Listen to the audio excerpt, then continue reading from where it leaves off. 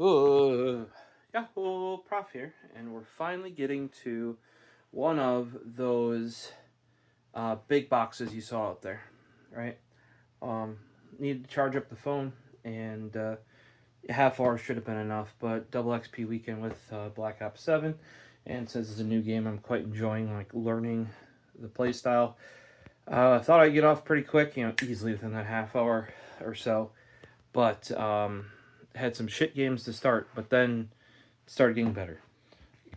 The amount of lag and choppiness in that game lately, it doesn't seem to matter what your ping is really anymore, because your ping used to be a good indication of what the ping on the server was, or to the server.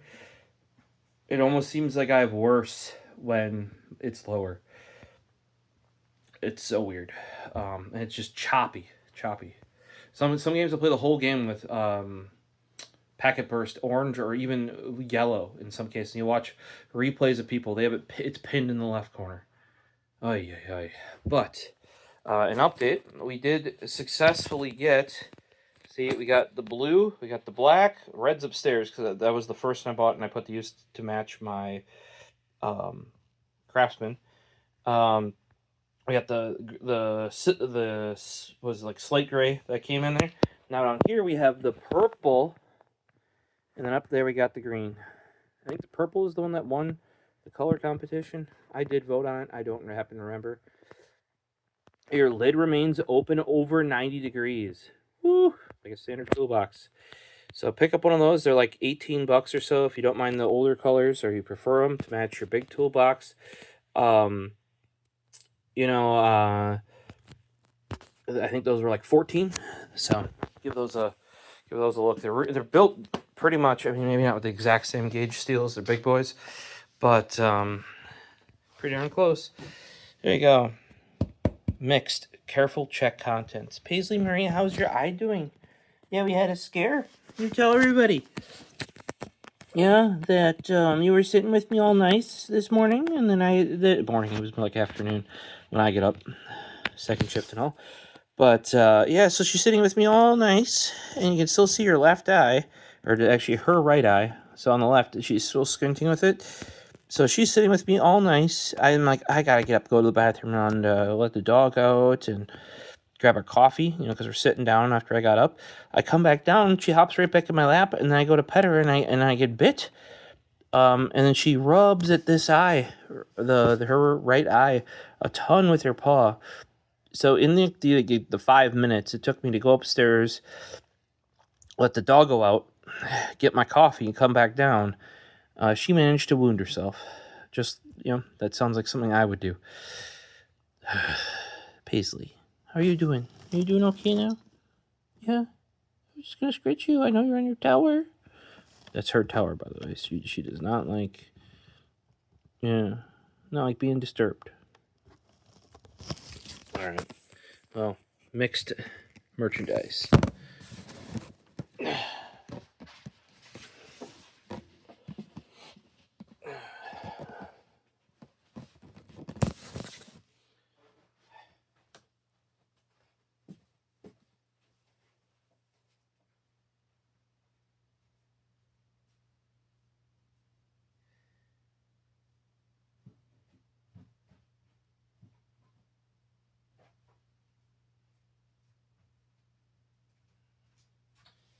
Alright, well, this should be the final thing that I need for doing the networking around here, except for the really expensive Ubiquiti switch. Not saying, I guess not really expensive, but it's like $1,100. Ain't cheap, that's for sure. And that probably will only come once I actually get up in the office and or start using all of the additional ports, or have the backup server plugged in and need more 10 gig, because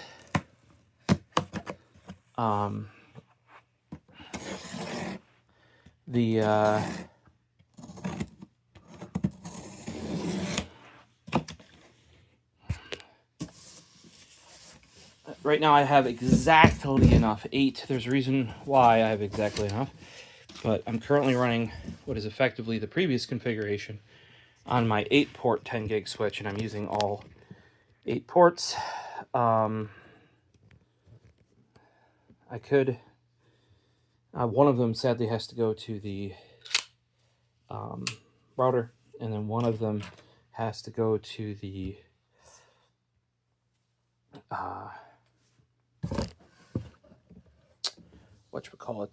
the 1 gig switch, right?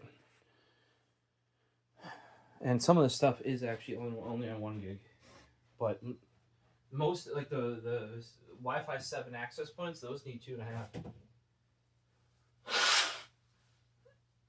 I don't have any 2.5 ports on the current switch. I will, however, have them on the new one. It's got 16 10 gig and 8 2.5.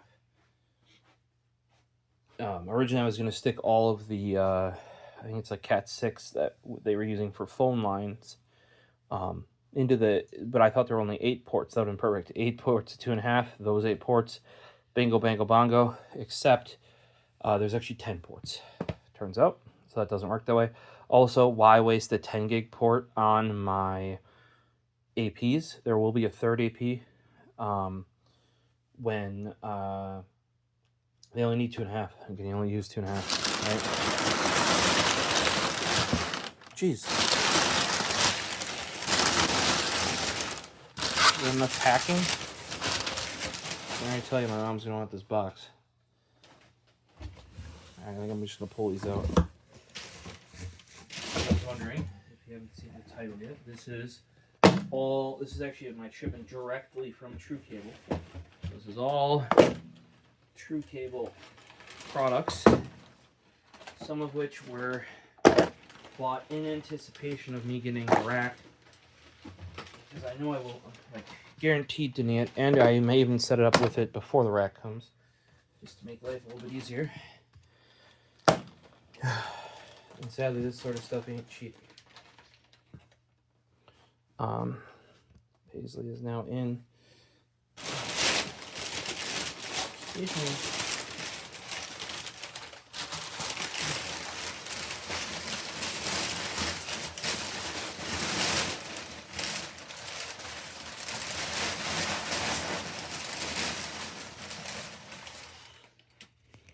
guys can see her down the corner there. Paisley Marie. You wonder how your eye gets hurt? I think this is how.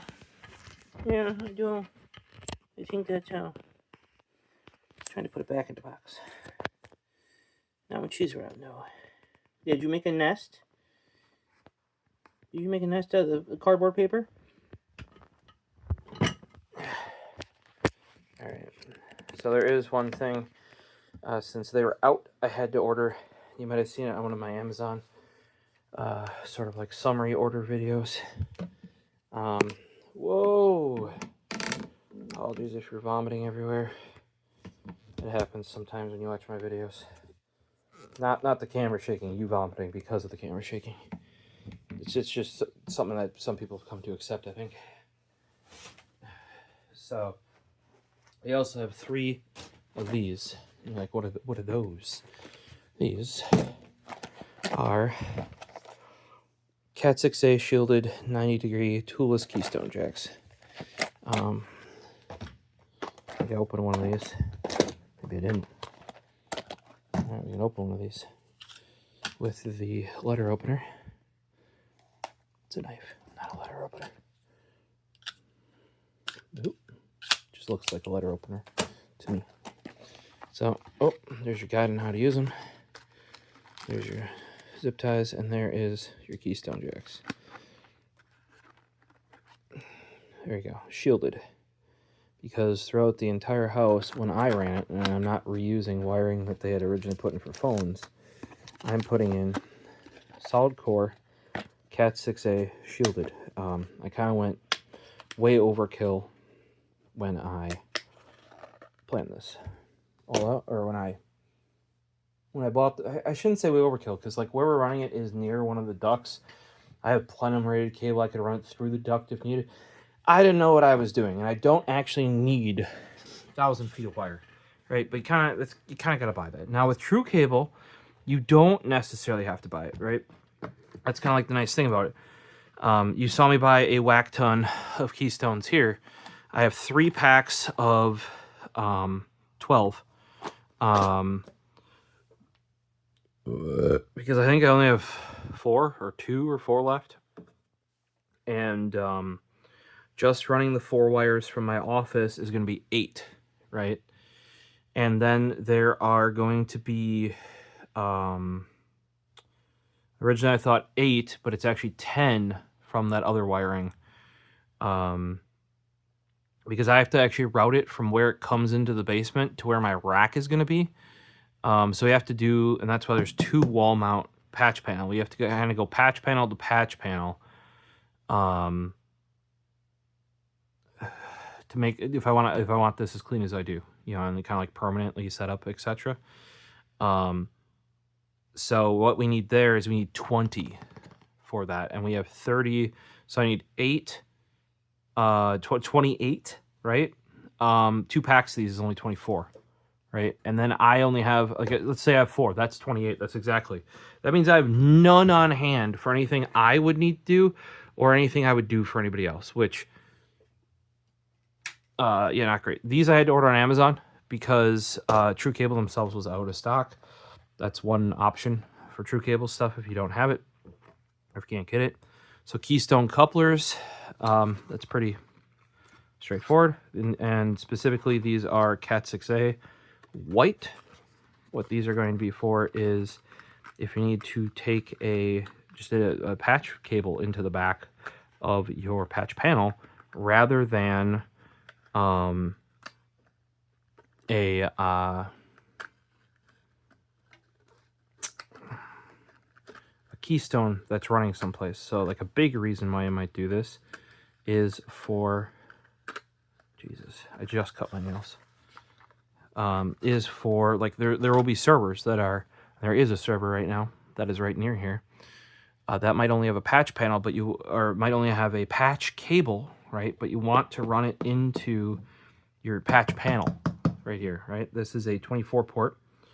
And the reason why I only have one 24 port patch panel is because my switch only has 24 ports. If I end up needing to go past that, we'll deal with it then. But realistically, if I have 8 now plus another 4 is 12, plus another 10 for the you know, like the stuff that's already in the house, that is 22.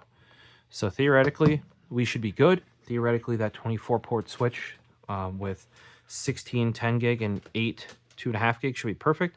But this is what you're gonna need if you're going from other networking devices, or if you're coming from like a server that's in that rack or near that rack, and you don't want to run a Keystone, run a hard wire cable with a Keystone on each end, and then have to run a patch panel. If it's close enough, you know, if within 14 foot or in the same rack, you just want to pop this into your shielded patch panel here. Patch panel in the back, patch panel out the front into your switch. That just keeps it nice, and you can label it right there. It says TrueCABLE. It says CAT6a. Yeah. These are also very useful. The other reason why I got them is I had none that were 6A rated. And if you have a cable like right now, because of the temporary placement of the repair PC, which is back to being a server finally, under that desk there's a cable that goes punches through the wall, right, and then goes up in that way. It used to go that way. Well, turns out diagonally, if I cut, like, do as the crow flies to where the network switch is, it makes it, and I was able to plug it in. My other fix for that, had that not worked, and I have it stapled, like, not routing through the floor joists, like the ceiling in the basement, right? I have it going across for now. It ain't pretty, but it works, because that, as soon as this room goes away down here, that's getting moved over here. So, but had that not made it, I could have used a coupler and just temporarily attached a patch cable onto it. That's probably the most common way to use them, right? There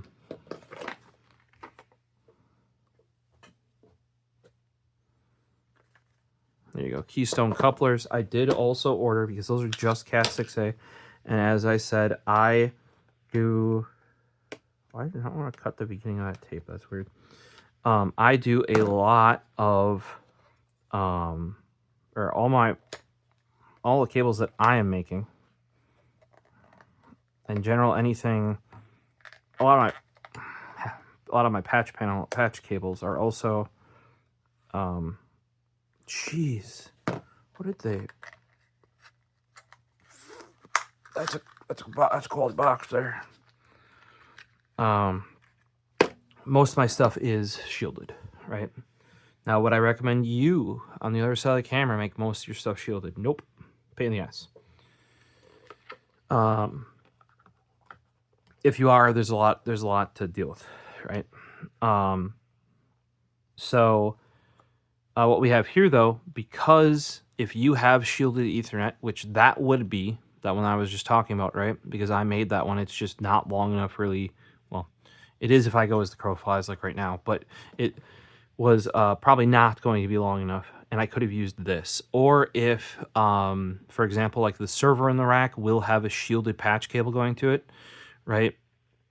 The keystone you'd want to use for that is actually a shielded keystone, not a standard one over there, because remember, if you have shielded cable, you need to pass that shielding through to the other patch cable, and you need a shielded keystone. Now, these are chonky boys that I just threw at the table, and are much more expensive. So until I know I need more, I just bought two. Because I know I will need at least one of these. Whereas like two of these are, I think, more expensive than this six pack of the standard CAT6a. These also are not cheap whatsoever. I can't get it back close. There you go. Next up here, we have some other Keystone jacks.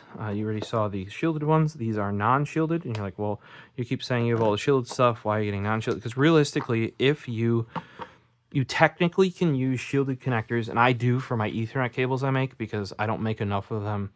I just buy the bulk pack, and I prefer the retention on the cable from these shielded cables, like because there's a collar that goes around that you crimp. That holds better for me. I'd rather just know if the cable's shielded or not. I mean, you can pretty much tell by the thickness. But when it comes to keystones, and everything else, that you can literally just, if you don't have shielding, the wire won't be shielded. Maybe if I ended up doing more for work and stuff like that, where I'm starting to go through this, yes. Then you're going to want to make sure, like, these keystones are much more expensive than just the Ethernet jacks. But those could get up in cost too. But nowadays, realistically, you should be using 2 keystones and then a hardwired piece of Ethernet, and then within 14 feet, like 14 feet or less on the other end, you should be using patch cables. So you're not actually going to be making that many wires manually nowadays, or you shouldn't be, because this is far easier to do and is far more solid than the connectors, like the putting an Ethernet end on it. That used to be the way to go, etc., etc. Now, realistically, you want to run one of these hard line, because it's not going to move, like in the wall or wherever, right? And ideally with a solid core cable. And then once you get to the other end, like where this is sitting, and you plug it into the PC or whatever, you then use like a stranded patch cable. Ideally, one of those like nice thin ones. But I'm down to 2 of these because at the few places that I do help out, or like I said, I used a whole bunch of it. I'm not done yet. I believe I have 2 left, and there's 2 outlets in the house that haven't had their phone jacks. One of them's actually behind the desk to my left, where they haven't had their phone jacks replaced with Ethernet, and those don't have shielded cable in the wall, so you don't want to use you could, but you would be wasting money putting shielded keystones there. Also, it helps me because then I know that any of the ones with the unshielded keystones is the existing. It's either Cat5. I think it might even be Cat6, but it might just be Cat5e infrastructure that was in the house. But I needed some more of these. You know, then you're like, well, why'd you get a 12 pack then? Well, the 12 the pack is the cheapest way to get it, unless you get like the really big guy. Like 6 is the same as 12 often. 2 is I want to say 2 of these were $12.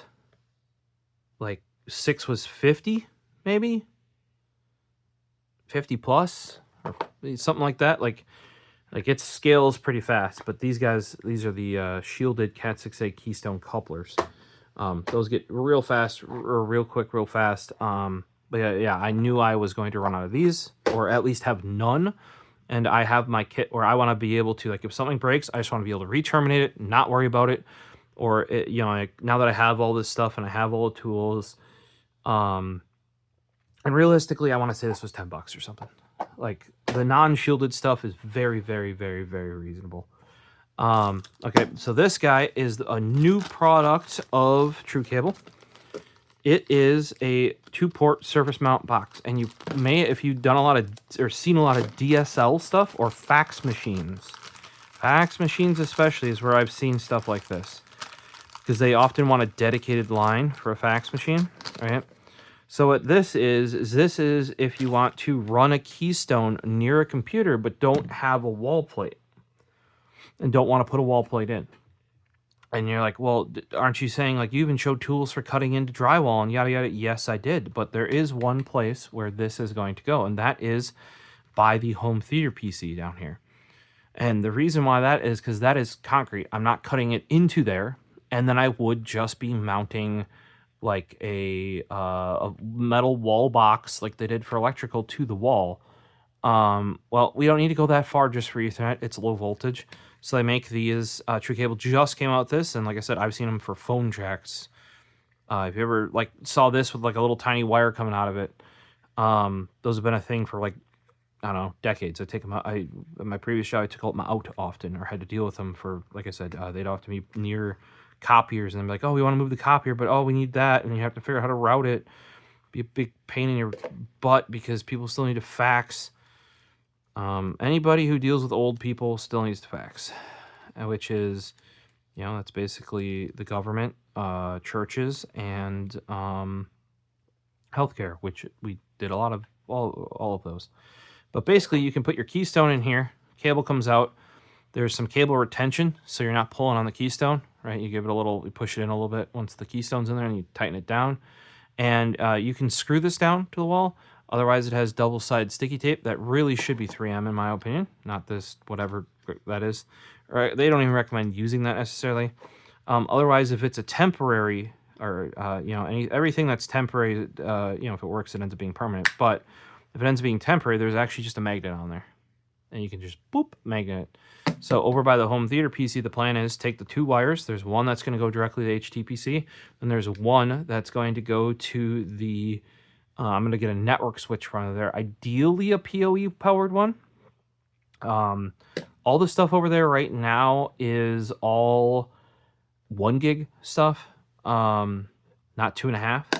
So I'm either going to get a 2.5 to 1 gig switch, right? Or I'm going to get a 10 gig to 2.5 gig, where all the port, you know, so it's 4 8 ports of 2.5 gig, or it's 2.5 gig with 4 8 ports of 1 gig. I don't know what the pricing looks like there, but that is one place where I am going to have to put a switch, but it is unlikely. That's why the home theater PC is getting a dedicated one, right? Is because it is unlikely the rest of the stuff, like the TV, the receiver, the switch to the Shield TV, the, what else is all over there? The Xbox One's over there, but it's not plugged in right now because I just haven't bothered. You know, there was the Switch over there. There was the, you know, the Wii U, etc. You know what I mean? But, so I think I have to do the math. I don't know if I have 4 or 5 devices. If only 4, I might be able to get, they have like a really small Switch I might be able to route there. But that's why I need 2 wires over there. One dedicated to get that full 10 gig juice directly to the home theater PC because it games. Often I use it for ripping, so I need that 10 gig. You put your, not for CDs, but for DVDs, Blu-rays, 4K Blu-rays, because that's where I'd play it anyway. So often that's where it does that. That's where this little box will be nice because I can at least put the cables in this box, and then this box can be attached to the wall, the back of the IKEA, the floor, whatever. Heck, it could just be flailing around back there, but at least it's kind of like in its own little spot. They do have, originally this just came out in white. Black is on the site, supposedly coming. Next up, we have 2 wall mount patch panels. So let me move this guy out of the way temporarily and keep whacking the camera. This is the CAT6a shielded. That's the unshielded. This unshielded is, now if you're only doing, wow, I really did whack that camera.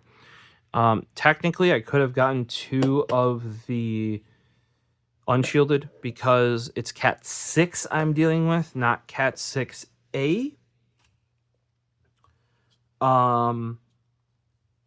But because my new switch will be 2.5 gig, right? It won't have any 1 gig. And theoretically, I believe even on CAT5e, you can do 10 gig over very short distances in certain circumstances, right? Actually, that's like the whole point of, I shouldn't say 10 gig, 2.5 gig. I think technically you might be able to do 10 gig over like very short distances with a Cat5e cable. That's not advised though. I know it's possible to Cat6. The big thing about 2.5 gig though is that it is backwards compatible with Cat5e, right? So what I did with this is I just spent a little bit more money for the unshielded because it's a 3D stagger type. What that does is it tries to prevent crosstalk on the unshielded versions. Technically speaking though, if you're not actually doing CAT6a, you do not need the stagger one, which is what this is, and I really don't want to open up the rest of my way until I have to. But if you can see here, it is not only staggered up, down, up, down, up, down. They are actually staggered in and out. You can see here, this one is out further, and this one is in further. And that is, it's called alien crosstalk. That can happen on non-shielded cables. Now, that is non-shielded CAT6a, right? So that's where a lot of people are saying, oh, just run unshielded cable. And to be truthful, that's probably what I would tell you to do, unless you know you're going to have issues. Now, when I was originally bought my 1,000 feet of monoprice cable in however long ago, that was like 6 years ago at this point, right? I bought shielded solid core because I was doing 10 gig, and I mean, like 10 gig is a little bit easier nowadays. It's almost plug and play. It still benefits from messing with some of those buffer settings I had on the previous video where I was going over stuff like updating the firmware on the USB controller, right? But then I mentioned about updating the firmware on the 10 gig networking cards. Tweaking those, and I think I might have showed like where you could tweak some of those buffer settings and whatnot. You can still benefit from doing that. It seems to be though that there's less benefit, like there was more benefit when I had like a Windows based server. Now that I have a Unraid based one, and I'm using, like, ended up with NFS because SMB was so unreliable on there. Less so. And actually I found in the VMs, if you adjust those settings in the virtual network card, it actually makes performance worse. So yeah, but that is a virtual one. But you know, like that, like getting 10 gig to actually do 10 gig of throughput, or darn near like 800 megabytes a second plus consistently, like theoretically you should do like 1200 or something, and I think I've even seen like 14 theoretical, like when on at certain points, like when it's in like either the ZFS memory cache or when it's on the NVMe SSDs, potentially it's just going through like via that. Yeah. So and the other thing that this helps me do is, yes, this costs about $10 more to get this one that has this staggered in and out, but it's not shielded, right? Now, as I said, all the 10 wires that are coming from the house that were phone jacks are all unshielded, right? So this kind of does help me differentiate between the different wiring.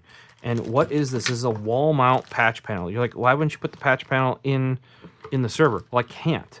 Because of how they routed the Ethernet that was in this house, because it was phone lines, they actually twisted it all together. And even then, it terminated right by the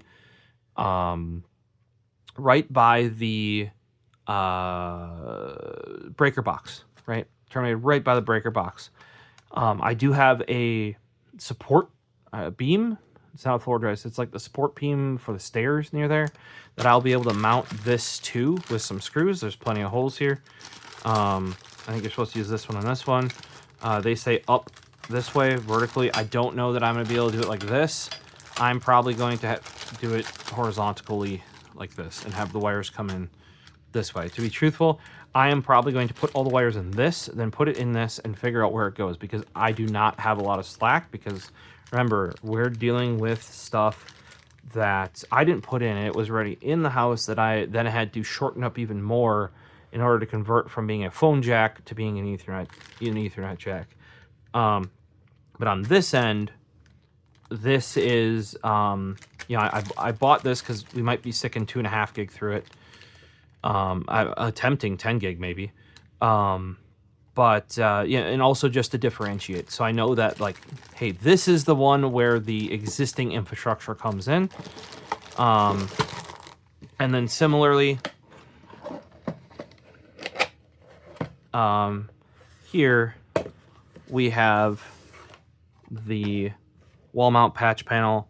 Whoa, that zoomed you way in. This is a 10-inch CAT6a shielded 12-port wall mount patch panel. This is another thing that I was like waiting for. Like, otherwise I was gonna have to figure it out. What I was considering doing is actually using one of these, which you'll see in a bit, which is the shielded patch panel that would normally go in a rack, and then you can just get a wall bracket for it from like Cables something. I think that wall bracket's like 60, and this isn't necessarily, it's not expensive, but it's not actually it's all that cheap either. This, because I only have, I thought I had 8. Now with that, I could have done one bracket, and because I thought I had 8, and that's 24, I could have done 8, and the other 8 on the other side of the same patch panel, and then just done really short patch cables, right? You know, like literal from one end to the other end of the patch panel. However, I had to find a bracket for that. It was kind of kludging things together. This is effectively what I really needed, and I'm glad that TrueCABLE came out with it. You just saw the previous one, which is for unshielded. Now, if you're actually running only like gigabit Cat6, like you're not running Cat6a and you're not expecting to do more than gigabit speeds, you could technically use this shielded one, which is cheaper. And I think it's purely cheaper because of the fact that the holes are all in a line there. You can see they're just like boom, boom, boom, boom, boom. But in this case, it has that panel on the back for the shielding, and then you have this little cable to go off and ground. Now, where this is going to be for me, that little cable is not going to be enough. Probably not going to be enough for most of you. Because say if where it came down was near my power panel, there is a outlet near there, or I could even run a ground straight into the power panel for the house. But that little rinky-dinky guy ain't gonna do it. It is just screwed on there, and they basically acknowledge that, hey, we at least just wanted to give you a wire, in case you had something existing to tie into. And these are very much designed to be vertical. Where I'm going to have to do them, though, they are very much going to have to be horizontal. And more than likely, because the wires on this one are going that way, you know, normally this is supposed to be up, right? Up here. And you go boom, boom, boom, boom, boom. We're going to go 1, 2, 3, 4, 5, 6, 7, 8, 9, 10, 11, 12, and the cables are going that away. Whereas on the other one, it's going to be the other, you know, flipped the other way, and the cables are going that away. So this is for where the shielded ones are going to come in, and go to the other end will be the one that actually goes to the eventual rack that does not exist yet. I may utilize that patch panel not attached to a rack because I need a place to like get all the cables to go to stay in one place and to ground them properly. So I may actually need to buy another true plug. These true plugs are available on Amazon easily, and I actually recommend it. Like I would actually use one of those if you have a turntable and you need to ground it. This a lot of the other things like cost way more than this true plug does, and because they're like, oh, specific audiophile products that you don't really need anything like that. What you need, and this solves, like I've made a custom one of these for my turntable before, and I may have made custom ones for other situations. It is a ground, right, that screws into, you know, with the for the whatever fork connection, right? It screws onto there. And then the other end is plug. Right? And you're like, what? Yep, except all that is connected in plug is ground. So that's how you ground it. I've used these successfully, and basically if you can't easily now where my server rack is, if the electricians, if we have them come back for something else at some point, I may be like, hey, can you run me a ground specifically out of there? You know, and then, you know, like a nice thick cable and run it to the server rack. Ideally, the server rack actually exists then. Like I didn't know I needed a ground. Otherwise, theoretically, I think this is 10 gauge, which is the minimum that you want to use for a ground. No, we're at 14 AWG. A little bit thinner. But yeah, this is their, it's literally NEMA 515. That's this plug, you know, go straight in the wall to your ground. And basically take that existing wire out of that one, put this in there, boop, boop, and then you just plug it into a grounded socket someplace, right? And ideally, like I made a modified version of this for my anti-static mat from Gamers Nexus, and I told them, that's something I told them is like, hey, you really need to ship with that. The average person isn't going to know how to ground their anti-static mat, and if you don't ground an anti-static mat, it becomes a lot less useful. So I suggested like, hey, here's this cheap kit. Maybe you could start including that. I don't think they did, but most people aren't going to know that like you can just plug it into the ground prong on your outlet, right? Like that guy right there, and make this work. And this just gives you enough cable to get it down the wall and plugged in, right? Now, ideally, you want this not plugged into a surge protector because this is a ground for other shit, right? So ideally you want it straight into an outlet. I would definitely not do it to a UPS, right? Ideally straight into an outlet if you can make that happen. If you can't, you know, surge protector, or maybe even a split before. Yeah, I don't know. I actually don't know the thought process there. But what I mean by that is, like, would you want to split it before a surge protector, then ground this, or would it be fine to just do it through the surge protector? I'd probably say fuck it, do it through the surge protector, or at least do it through only the surge protected side of UPS. But if you can, ideally get this to go just straight into your wall, which is going to go to your wall's ground wiring, which is going to go to your house ground. Boom. Now, in my case, where my servers were literally arm's width away from the panel of the house, so maybe I can get them to run me a specific ground, right? Or I can look into doing it myself once I get that far. But in this case, this wall mount patch panel is going to be up on almost on the ceiling, and I need to ground it because this is the shielded panel, right? And it's going to have the all the cables with the shielded keystones. Remember, I'm using 20 of, not these, 20 of these. It's much heavier. Oh, 20 of those to kind of jump from this to the patch panel, and then I can actually use a patch cable to just go from patch panel to switch. Done. Boom. Click, boom, click, boom. Label them all. That way also, I don't have to label the switch. I can label the patch panel. And, you know, if it does get to the point where we have more things coming in, then, like, you know, say, because I have 10 ports in the house, I can guarantee, because in some cases, some rooms have 2, because there's like, oh, but you could put the TV over there, or the phone. You might have 2 phones in a room, or depending on how you have the room set up, your phone might be on that. Nobody was using wired phones even 20 years ago when we got this house. I don't know. It turns out they use CAT6 though, and I can re-terminate it, and we're fine. Yeah, it took me 20 years to do this project, guys. Probably took me 3 to 5 once I actually figured out that that was in the walls. But yeah, use this to ground it. You can use this to ground the next piece that's coming up as well. And actually, we've done it with a whole network rack. We've used this because we didn't have a proper way to go to power, you know, that would have a ground, right? And when you have a rack, whether it's a network rack or a server rack, yeah, everything needs to be grounded in there, turns out. And a lot of things actually have like a little ground screw. There's like a little design on there that you would have seen on this panel that you'll probably see in the next one.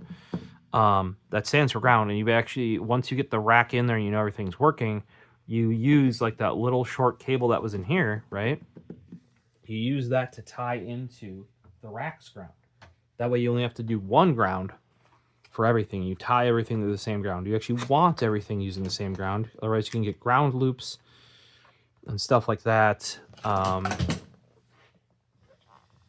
If you're using multiple different grounds. Now, like say if you go to between buildings, you would only want to ground, like there's stuff where you actually want a floating ground. So this guy, much bigger, 24, right? So 10 of these, and probably the first 10, because, you know, boom, are going to be what's coming from that guy, right? Also, something to keep in mind when you're doing your wiring, general rule of thumb is 2 foot of extra wire in the wall behind the box, right? And 10 foot on the back side of the rack or network rack for your service loop. The 2 foot in the wall is just so that if you need to like re-terminate it at some point, or you need to do maintenance, yada yada yada, you have some slack to do it, right? The 10 foot is the same thing. Racks are upwards of 8 feet plus tall. If you need to move the cables from coming in the top of the rack to coming in the bottom, etc., you don't, like, you're not going to rerun that cable. So you want at least, like I said, you want 2 foot in the wall. In our wall, there's more, but in my grandparents' wall, when I was using their networking that somebody had done for DSL at some point, like you could actually see where it was phone line in, Ethernet out, and like coax in, I think for Spectre. It was like in the kitchen. That it seems to be like a common thing that comes in the kitchen. Don't know why, but yeah, it's phone line in, Ethernet out. And then like then the router would be in the kitchen, I guess, because they're thinking like you're just going to use the router that comes with, and you know, access points 20 plus years ago didn't exist. You know, I guess in a lot of cases, kitchen is a centralized location, so maybe that's why there was also a coax jack there. Is to be like, okay, you're either using DSL line in, or you're using coax in, and then the Ethernet is to go back out to the rest of the house, sort of thing. Well, I re-terminated, like a bunch of this was done with phone lines, and it was all done in CAT6 though. So I had to re-terminate it, but they left this much on the wires in the wall from where they stapled it. That much slack. That's what I had to terminate onto, was that much. I was basically working inside the wall. Don't be that guy, okay? Just don't be that guy. Here's the thing that goes on the back. You can see it hooks on with these little hooks. That is for tie wrapping down the wires for strain relief. Once again, you snap them in here, push them forward a little bit so that the strain isn't on the port itself for the wire in case it got pulled from behind. You want it to be on this. And then back here, once again, we have our grounding strap. This, in this case, now temporarily until I have a rack, I will probably have to buy another one of these true plugs to plug it in and ground it. Otherwise, this would actually go to your network rack or your server rack because you ground that, and then there will be like a bar running along, like a ground plane bar running along the entire rack. Watch out. Sometimes they'll do like this. This is powder coated, right? The spots that are meant to for this to attach to are sometimes they don't clean them off, or they don't use it. Should be where you connect this, it should just be like a car ground as well, where there's no paint. There can't, like, you need to be touching bare metal. So you may have to grind it off, you know, or sand it off. Like use like an emery pad or something like that. Or emery cloth, sorry, not emery pad. But you need to get to metal. Like that attaches to metal. It needs to attach to metal on the rack.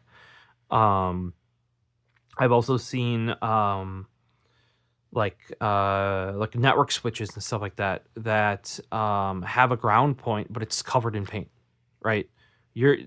That's gonna do a fucking shit job, you know, and you're gonna be like, oh, that's gonna avoid the warranty or something. Like technically that can't, because that modification didn't, like, how warranty is supposed to work is the only time your modifications to a product avoid your warranty is if that modification caused the issue, you know, caused it to fail.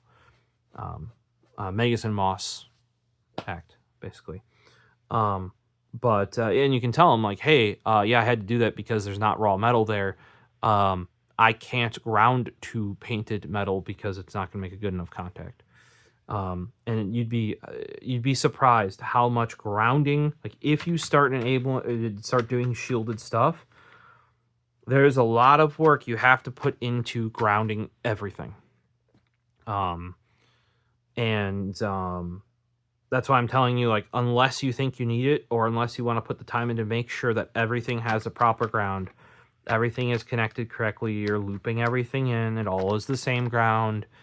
Like the only time, like when you're like, what do you mean all is the same ground? Well, theoretically, like say if you're going between buildings, you might have a different ground, or if a different part of a building, which is an addition to the building, that could actually have like a different power panel and be grounding through there, which may have its own ground that isn't going back. Like there's all this weird stuff. Luckily in my house, we're staying pretty easy, as in we're not going to places that are going to have different grounds, right? Yeah, so all of them are going to end up here. I'm going to have a 24 port switch. I got my 24 port patch panel. And like I said, I know of 22 devices right now. So there may even be 2 empty on here and 2 empty on our switch. That'd be great. That leaves room for expansion, right? So, yep, I'm going to pop this into... More than likely, I'm going to have a network rack up top, right? And then a half rack down below is probably what is going to have to happen. Unless I want to build my own rack. There is somebody that built their own rack on Reddit that I could follow. Linus actually did something where you can just get rack rails and you put them on wood.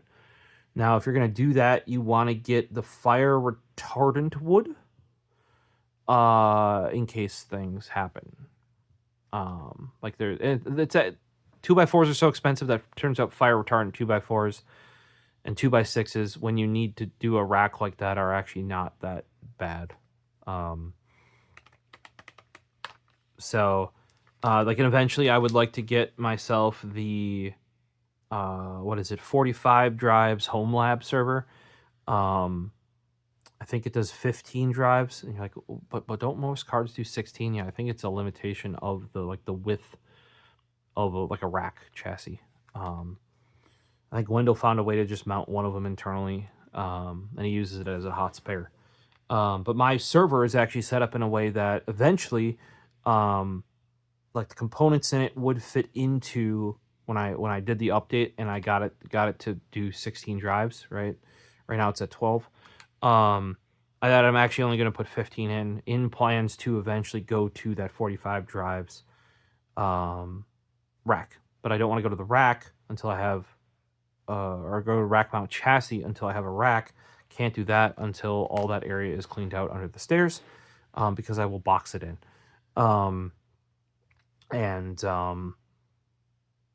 So for now, stuff's still like floating around. So I may actually still put all of the networking into here, like snap the keystones in here just to get that ground and just to keep it like somewhat managed. Like all the wires are going to one place rather than like friggin' spaghetti everywhere, you know? But yeah, we've used these before multiple times. The TrueCABLE grounded patch panel is actually like, the reason why they're coming out with this stuff is because if other places have an equivalent, it is very expensive. Or non-standard, like this will just work with, this is just a Keystone, like saving if you've all Klein plugs or something. I don't know what all other brands are out there. There's all these like Cable Matters, Sayers and Cable Matters. It just fits Keystone. Like a lot of these are like, oh, this only fits our brand and yada yada yada. This is just a generic Keystone patch panel, right? Well made, has the grounding, works correctly. That's why I like their stuff. Like basically, if they come out with it, it's just gonna work. That's like the whole point of, and that was something that I always fought.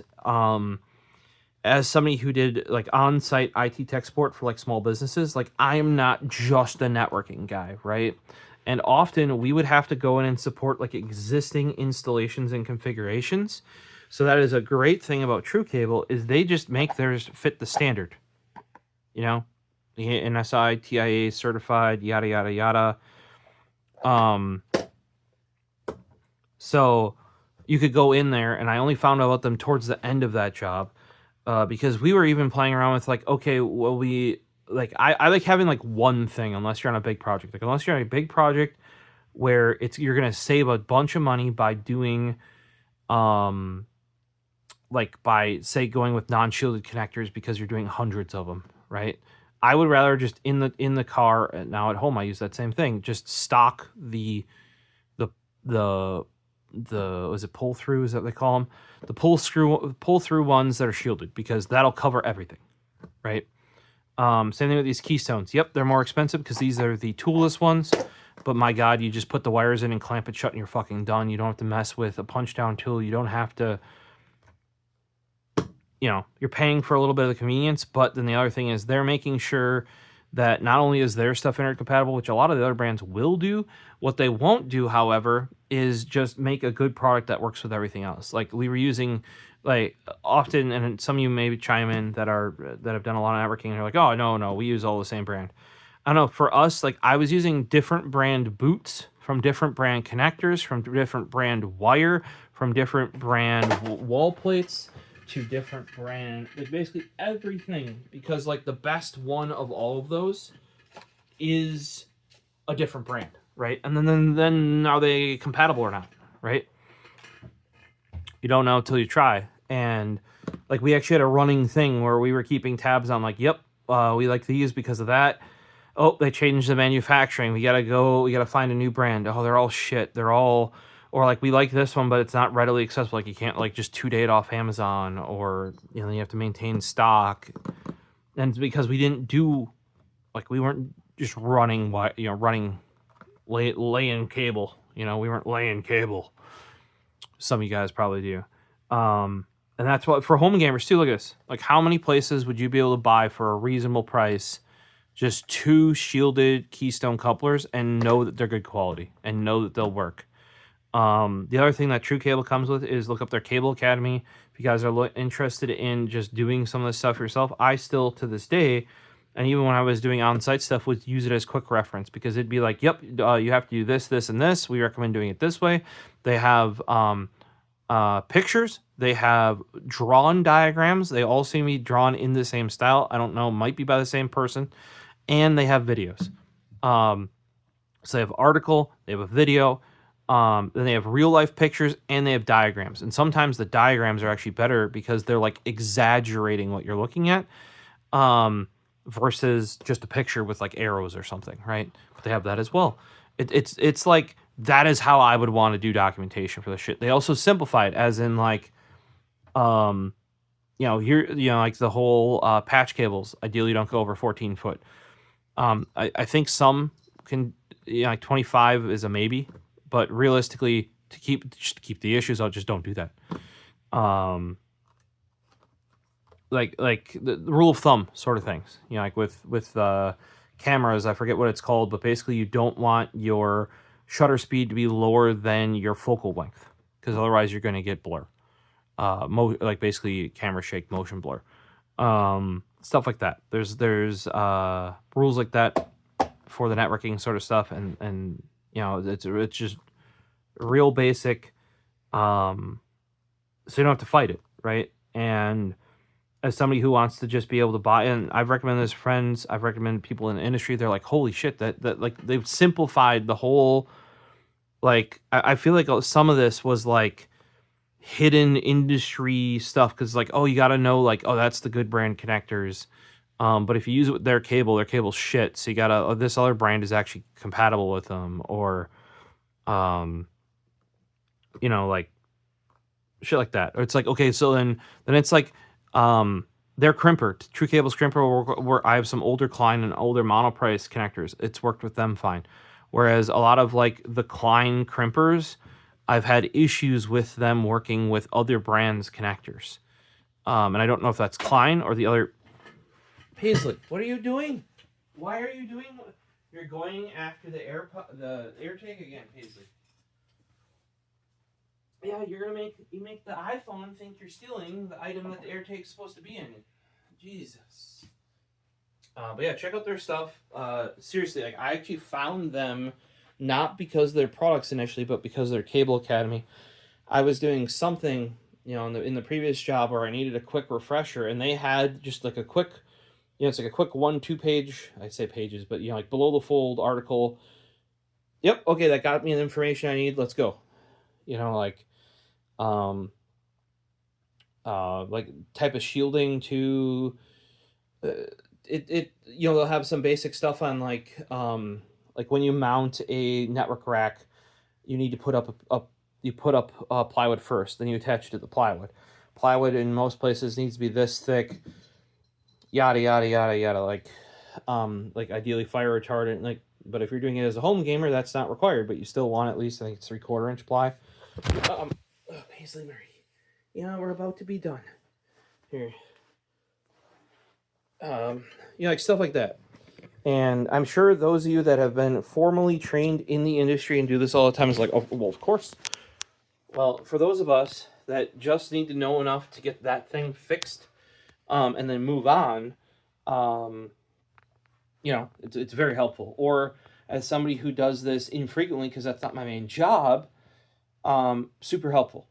Super helpful for me at home as well, is I can just go to their thing, look it up, and be like, boom, boom, okay, I need this item. If you don't want to buy it from them, they don't actually care. They actually have the full Cable Academy, all their videos, all their research resources. You don't have to register. It's just on the internet. And that is how I found them. And then eventually I was like, oh, they sell cable. Okay, cool. Then they started selling more and more products. And I didn't really need cable because I have a giant monoprice spool. Now, if I needed it, would I buy from them again? Yeah, probably, because they have more, like, you can buy more home-friendly lengths of all of this stuff. Like, say if like back when I was doing early 10 gig, I had it directly from the server to my desktop over there, and then I had a second network card directly from, basically I was running direct link, right, from the server to the home theater PC, right? I would have only needed like 4 keystones, right? A bit of cable and the crimper. Now the crimper, sadly, that's a tool. It's never going to be cheap. But the rest of it, like no other place, they're going to sell you, Klein is going to sell you a bag of 50 connectors. And I just needed 4. You know, so super useful because a lot of these home setups, these wall patch panels, right, are going to be like, you don't even need to put in a whole network rack, right? You're just going to put in one of these guys for everything is routing to, and then put everything else on a shelf maybe. Yeah, that might be plenty.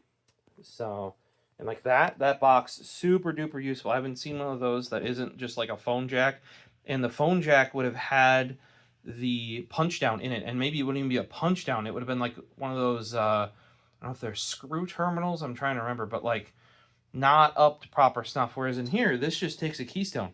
You just put put the keystone on your cable like you normally would. Put the keystone in the box, or we'll screw down the, figure out where you want it and screw it down or attach it or magnet it or double sticky tape it. And then you have a hard mounted place for your wire. It's just little stuff like that. I see a bunch of that stuff in the PC industry from places like Silverstone that make that weird, they're up here, the weird right angle front panel adapter cable, stuff like that. Like this is stuff you need, but nobody makes. So like I would then custom make it myself, right? Or some places like performance PCs may have like a custom made one where someone will hand solder both these connectors on and stuff like that. But and a lot of these things, the True Plug literally came from their techs go out and they do jobs and stuff, right? Because they're not just doing this YouTube channel. The YouTube channel and content is a way to sell their products.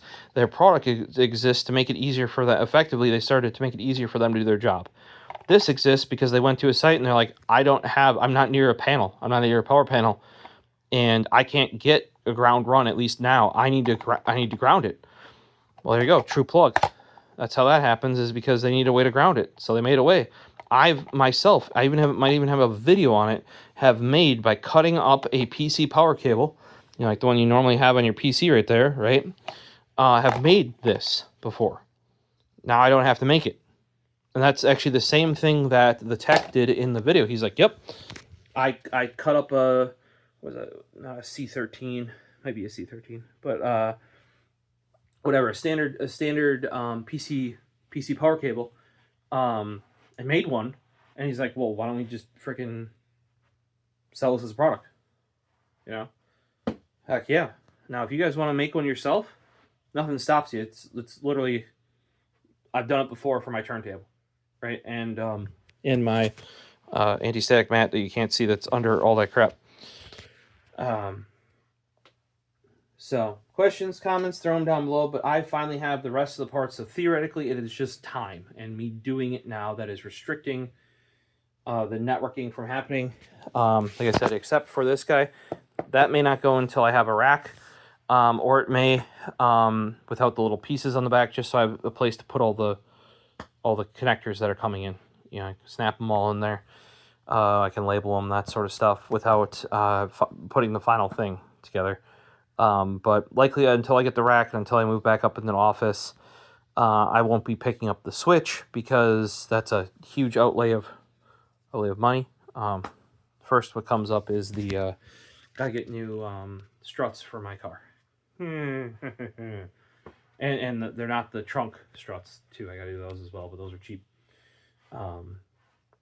So if we can keep going on that 8-port 10 gig, we're gonna go kind of like until we can't anymore.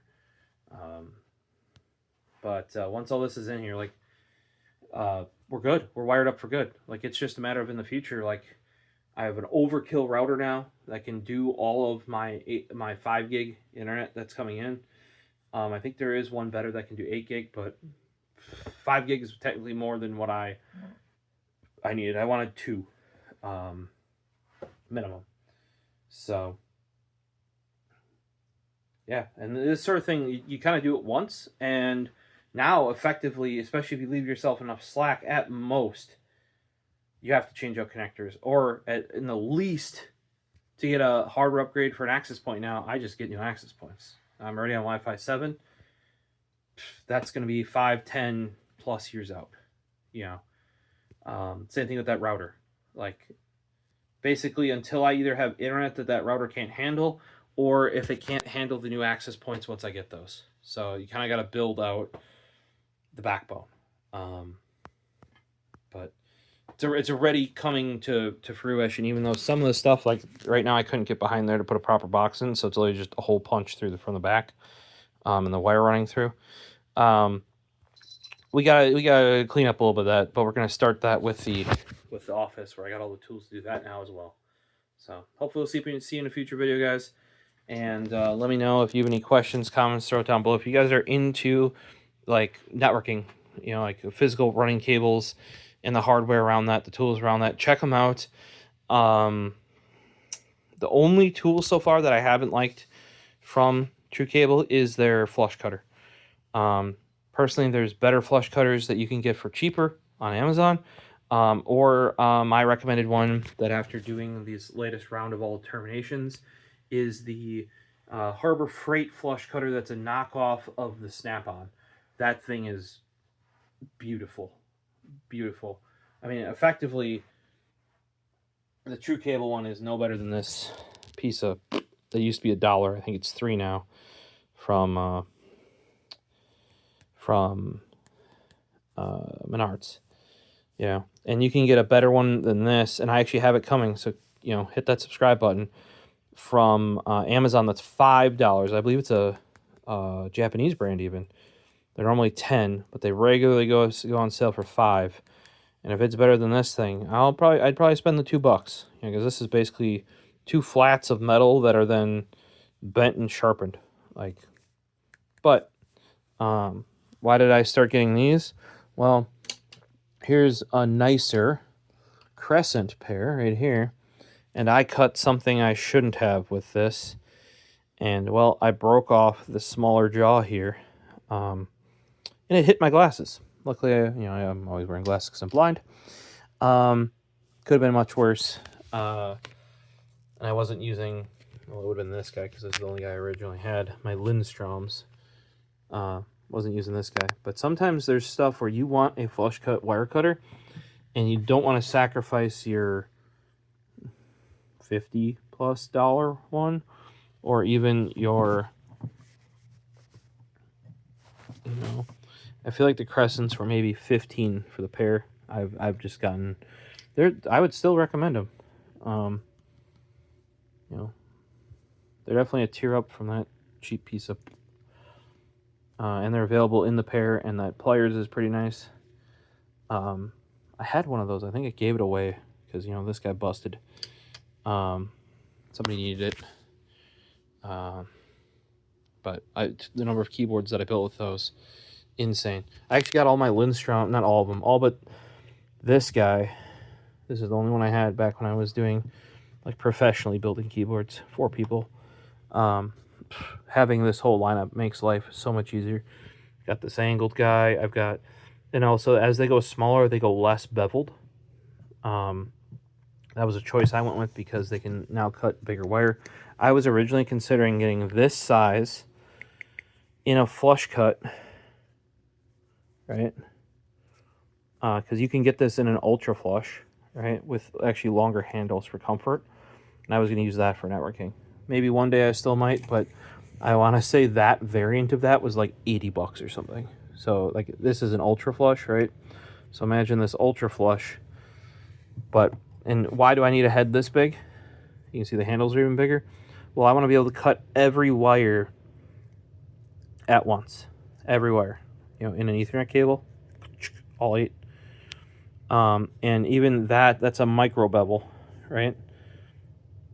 Even that could make it too hard. Now, what that does do is it lets it handle much thicker wire than the smaller guys. So it's kind of why I went through and I picked, like one from each size. This is a flush. You can see on a flush, there's still a little bit of bevel, like reverse bevel. And then on an ultra flush, it's literally ground flat. You know, that's for real soft stranded wire as well. Then you have this guy, which was really nice for, that has rust on it, probably because of the cat's rubbing. But this is really nice for PCB work because you go, you don't have to get your hand. And then we've got serrated. I prefer serrated when I can use one, but some things you can't use serrated on. We got smooth jaw pliers. There you go. And then we've got our snub nose, which is probably my favorite. Right there. They sadly do not make a snub nose serrated. If I could get a snub nose serrated Lindstrom, beautiful. I don't know if that's the best holder, but it was the one that was on Amazon. So, questions, comments, throw them down below. I gotta get all these nice new hardware, you know, in the walls, up on the ceilings, where nobody sees it. Wasn't cheap, but you know, it's not like you need to replace a patch panel ever, right? Like, or that. The fact that they even have these is super awesome. Solved my problem of originally I was going to buy one of those, put half of it for the wires coming in, half of them for wires coming out, and like loop it. And then I had to get a mount, because you can get like patch panel mounts, so they're for 1U. You can mount them vertically or horizontally. Like, it was just going to make it way more complex. I was going to have to adapt 2-3 products to do what this does right out of the box. And this is not uncommon, needing these in not only home installations but small business, like, because it's not like this whole enterprise thing done up from the ground. Or around here you've got buildings built in the, what would that have been, the 50s, the 70s, updated in the 90s, never been updated, like late 80s, 90s updated, and then haven't been touched since, right? So it's not like this shit's all like, what, you know, done with Ethernet in mind for the whole thing. No. Like this too, same thing. You go into a church that's all freaking brick, how are you mounting the thing on the wall for their fax machine, their copier? That's how. All right, hit that subscribe button. Otherwise, head over to our Discord. We got quite a few of you that are hopping in and out now. Some of you guys need help with headlamps. You have questions on the screwdrivers. I think somebody was asking about one of the Define 7, Fractal Define 7, which is a great option if you're not going with a rack mount chassis for a server. Yeah, just hop in there, chat it up. We've got another guy in there. He was just talking in general about tools. Hey, he was like, I really like that content and thought I'd hop in here and chat about it. Appreciate it, guys. I try to, you know, I'll share some stuff there before it hits video, or some of the stuff that goes on the Discord, and the other social media never makes it here because it's just not big enough to be a topic. So hopefully we'll see you around, and have a good one as always. Peace.